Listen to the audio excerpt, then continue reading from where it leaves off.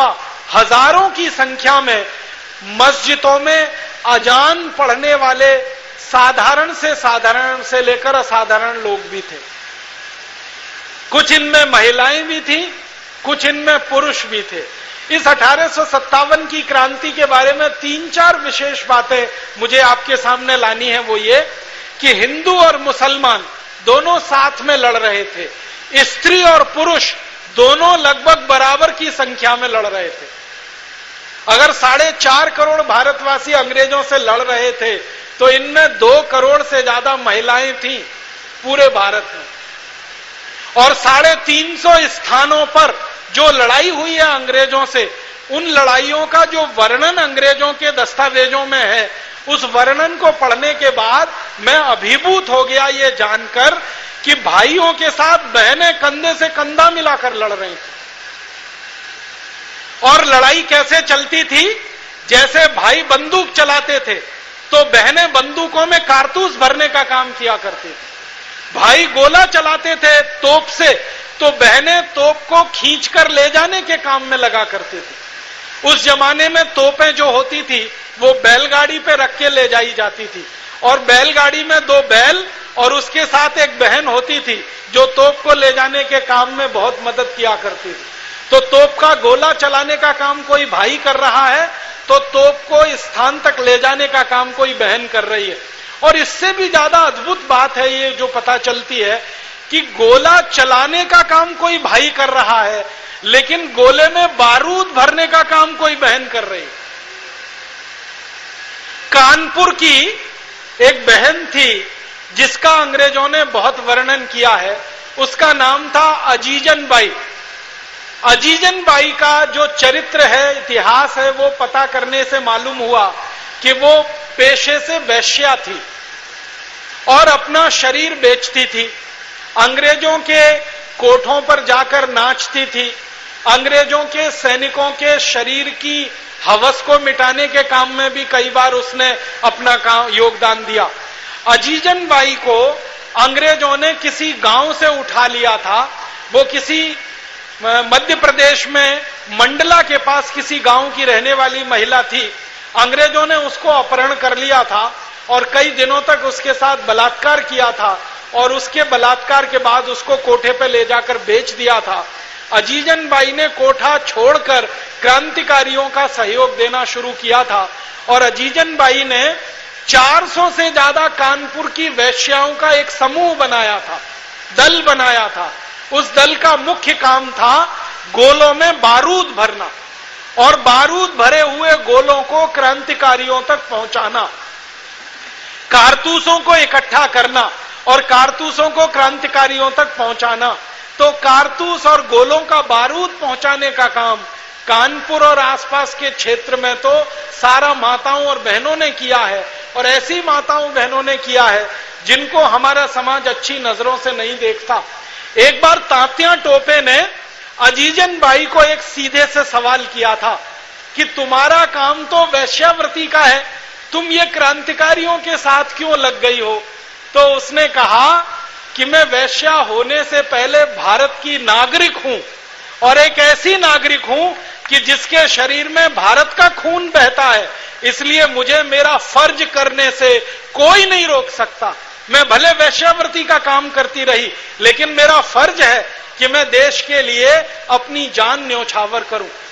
और अंग्रेज अधिकारी जिनके सामने अजीजन बाई ने युद्ध लड़ा है, वो अंग्रेज अधिकारी अपनी डायरियों में ये लिखकर छोड़ गए हैं कि भारत के सैनिकों में सच्ची मर्द अगर कोई थी तो वो अजीजन बाई थी और झांसी की रानी लक्ष्मीबाई थी। अंग्रेज जो सैनिकों ने युद्ध लड़े हैं भारत में, जैसे एक अंग्रेज अधिकारी था ह्यूरोज ने अपनी पर्सनल डायरी में लिखा है कि मैंने भारत की सेना में 2 महिला मर्दों को पाया।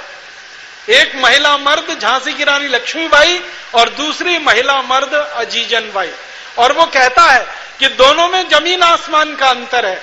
झांसी की रानी लक्ष्मीबाई तो एक राजघराने की कुलवधू, लेकिन अजीजन बाई तो वैश्यावृत्ति के काम में लगी हुई एक साधारण महिला, लेकिन वीरता में दोनों किसी से कम नहीं है, साहस में दोनों किसी से कम नहीं है। और अजीजन बाई ने यह सिद्ध किया है कि भारत का खून भारतीय पहले है, बाद में वो सब कुछ है। तो इस पूरी लड़ाई में महिलाओं का बहुत बड़ा योगदान है। आपको सुनकर बहुत अच्छा लगेगा कि आर्य समाज के महर्षि स्वामी दयानंद की शिक्षा जो महिलाओं के लिए दी गई, जो समाज के लोगों के बीच में आई, उस शिक्षा का पूरा असर इस 1857 की लड़ाई में दिखाई देता है। परम पूजनीय महर्षि दयानंद जी उस जमाने में शायद पहले महर्षि थे जिन्होंने महिलाओं को पुरुषों के बराबर और कई कई स्थानों पर महिलाओं को पुरुषों से आगे सम्मान दिया है।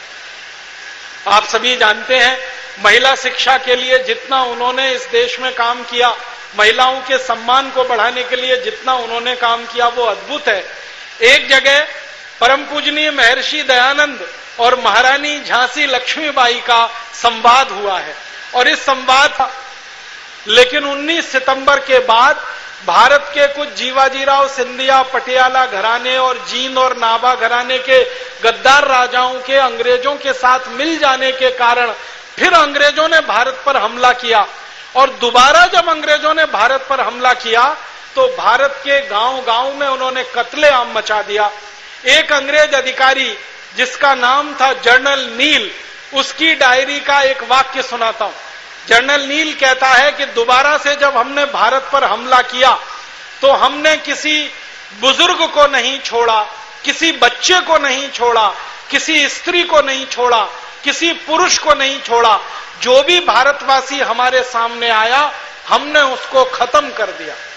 और कैसे कैसे खत्म किया, तो जनरल नील खुद अपनी डायरी में लिख रहा है कि हम गोली मार के लोगों को खत्म करते थे, हम लोगों को जिंदा जला के मार डालते थे, हम लोगों को घोड़ों और हाथी पर बिठा के उनके गले में रस्सी का फंदा लगाया करते थे और हाथी घोड़ों को किसी पेड़ के नीचे ले जाकर खड़ा किया करते थे और रस्सी का फंदा पेड़ के ऊपर से खींच लिया करते थे और हाथी और घोड़े को नीचे से भगा दिया करते थे और लोग लटक कर मर जाया करते थे। नील कहता है कि हजारों हजारों गांव हमने नर विहीन कर दिए, नर विहीन, हजारों हजारों गांव। वो कहता है कि बिठूर में हमने जब हमला किया, बिठूर माने नाना साहब पेशवा का घर, तो वो कहता बिठूर में हमने जब हमला किया तो बिठूर की आबादी लगभग 24,000 की थी। उस आबादी में 3 महीने के बच्चे से लेकर 94 साल तक के बुजुर्ग हमने किसी को नहीं छोड़ा। बच्चों को हमने फुटबॉल की तरह से उछाला और गोलियों से उनको बींध दिया। बुजुर्गों को हमने झोपड़ियों में जिंदा जला दिया, घरों में जिंदा जला दिया। और जो स्त्रियां हमको मिली, उन स्त्रियों के साथ हमने जो किया वो सुन नहीं सकते हम, लेकिन मैं आपको सुनाना जरूर चाहूंगा। नील अपनी डायरी में लिख रहा है कि हमें जहां भी कोई गांव में स्त्री मिलती थी भारतीय, उसके शरीर को हम नंगा करते थे, उसके कपड़े उतारते थे, उसको पूरे गांव में नंगा घुमाते थे, फिर उस स्त्री को इतना तड़पाते थे, इतना परेशान करते थे कि वो चीखती थी और हम आनंद से हंसते थे। और वो कहता है कि पता नहीं कितनी स्त्रियों के इस तनों के अग्रभाग को हम लोहे के चिमटे से दबाते थे और तब तक दबाते थे जब तक कि उसमें से खून निकलना ना शुरू हो जाए। फिर उन स्त्रियों के साथ हम बलात्कार करते थे और बलात्कार करने के बाद फिर उनको हम मारा करते थे। नील कहता है कि भारत के हजारों गांव में हमने ये किया और हजारों गांव को नर विहीन कर दिया, स्त्री विहीन कर दिया, पुरुष विहीन कर दिया। और ये सब हुआ 19 सितंबर 1857 के बाद, जब अंग्रेजों ने दोबारा से भारत पर हमला किया और भारत के राजाओं ने अंग्रेजों को इस काम में मदद की। और उसके बाद ये हमले बढ़ते गए, राजाओं की सेना अंग्रेजों के साथ मिलती गई, क्रांतिकारियों की संख्या धीरे धीरे घटती गई और एक समय आया कि 1858 1 नवंबर तक फिर से अंग्रेजों का शासन भारत पर स्थापित हो गया। 1858 1 नवंबर को अंग्रेजों का शासन जब स्थापित हुआ तो महारानी विक्टोरिया की तरफ से एक ऐलान किया गया, उस ऐलान को भारत में भेजा गया। उस ऐलान के अनुसार उन्होंने कहा कि अब भारत में कंपनी शासन नहीं चलेगा, अब भारत में अंग्रेजों की संसद का शासन चलेगा। 1857 के पहले ईस्ट इंडिया कंपनी का शासन था और 1858 के बाद सीधे अंग्रेजों का शासन आ गया। और उसके बाद जो ऐलान किया गया वो ये कि अब भारत में जो भी कुछ किया जाएगा वो कानून बनाकर किया जाएगा, और जो भी कानून बनेंगे वो अंग्रेजों की संसद में बनेंगे, और अंग्रेजों की संसद से बने हुए कानून भारत राज्य में लागू किए जाएंगे। उन कानूनों को बनाने का काम अंग्रेज करेंगे और उन कानूनों को लागू करने का काम अंग्रेजों की फौज भारत में करेगी। और उसके बाद अंग्रेजों ने इस देश में कानून बनाने शुरू किए। सबसे पहला कानून बनाया इंडियन पुलिस एक्ट, पुलिस बना दी उन्होंने। दूसरा कानून बनाया इंडियन सिविल सर्विसेज एक्ट। तीसरा कानून बनाया इस देश में उन्होंने इंडियन इनकम टैक्स एक्ट। चौथा कानून बनाया इंडियन फॉरेस्ट एक्ट। ऐसे 34,735 कानून अंग्रेजों ने बनाए 1857 की लड़ाई के बाद।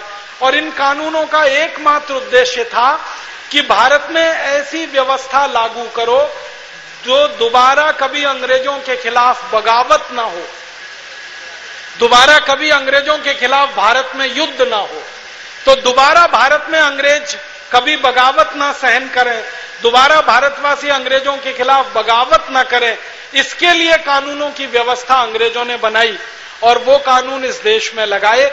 मुझे बहुत दुख और दुर्भाग्य से आपको एक बात कहनी है, वो ये कि जो कानून 1857 की क्रांति के बाद भारत को हमेशा गुलाम बनाए रखने के लिए बनाए गए, वो कानून अब आजादी के 63 साल के बाद भी इस देश में चल रहे हैं और उन कानूनों में रत्ती भर भी कोई फेरबदल नहीं हुआ है।